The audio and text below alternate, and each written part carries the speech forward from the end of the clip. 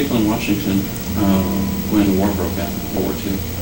I think they were mixed, had mixed feelings. Yes, because they were confused. They didn't know exactly what it was all about. We had, I always tried to be peaceful with people. It was difficult to deal with people who didn't want to appreciate or accomplish anything. That's amazing. I always, you hear on the news about how everybody was angry and they're cutting trees down, things like that. You don't think of them as being confused. Had to be confused. And when did you get into the War Department after that? Oh, soon after. And your first job? I don't really remember. It was a minor job, I think, at first. But of course it progressed into something even more valuable than that. I think I worked mostly with codes and signs. And I even broke codes and broke many codes that nobody had even thought of breaking. So it was well worth it. Did you mainly work with breaking the German codes or with Japanese as well? Or? Both of them. And they were distinctly different, but at the same time, it was possible to do it. You had grown up studying Latin in high school and plus French as well. Was that any benefit? Was that helpful? Oh, I think so. Of course, foreign languages open up a division of your mind where you're accepting things that you wouldn't normally accept. And you're figuring out codes and ciphers that you wouldn't have thought about before. So it does, it helps greatly. And I know over the years you've done a lot of reading. Do you think reading's important? Yeah, I do. I love reading. I love Shakespeare. I love Shakespeare.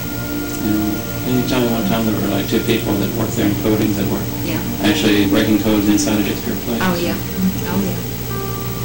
He had a lot written in his plays. Yes, he had a lot written in his plays and you could be trouble. But you had to look deep into it to do it. But it was interesting. And so what was he talking about at the time? Was it like about the royal families? Very much about the royal families, and a comparison of their attitudes toward their people. And it showed a difference in their thought thinking at the time.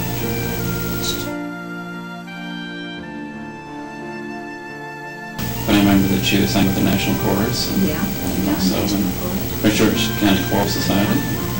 Did a little Traviata. I did a lot of music. And opera. Yeah, the opera. Would you encourage young people today to continue to that type of music? Definitely.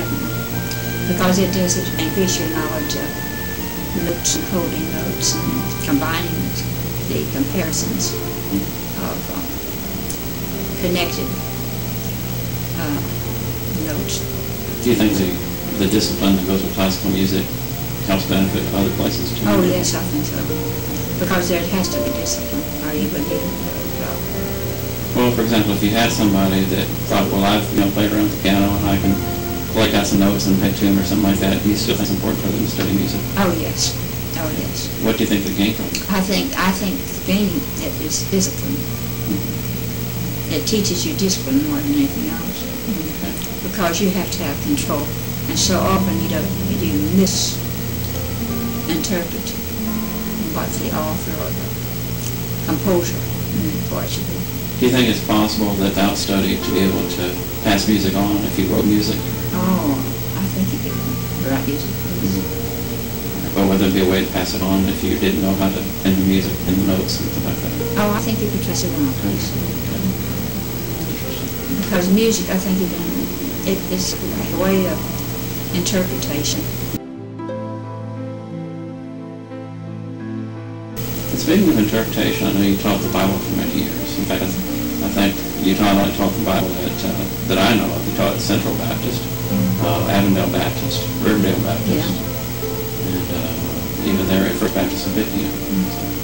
Was there one particular age group you liked teaching best? Oh, I can't think of any particular age group. I believe if I had to say, I would say the adult. Because they go into it deeper. Or they want to go into it deeper. Many of them haven't even had started to begin with it. And you need training. It's good to start going to church early, because you learn early, and then the more you know and the more you learn adds to what you learned before. So it increases your knowledge. Well, if a person was starting out fresh, they hadn't been reading the Bible before, what kind of suggestions would you give them to start with? Well, they probably would enjoy the songs more than anything else because of the rhythm. And young people always like rhythm. It does have the rhythm. Because they were songs. Yeah, they are songs. So I think that might be a good starting point. And do you think they should take things just like figurative stories, or is there real truth? Should they be taken literally? Oh, no, they should take it seriously. I think they should take it seriously. And so I don't think anything about God and anything about the Christian service should be taken lightly. It should be taken seriously. And it should be taken literally? Not as literal as factual. But as factual. Satisfaction, absolutely.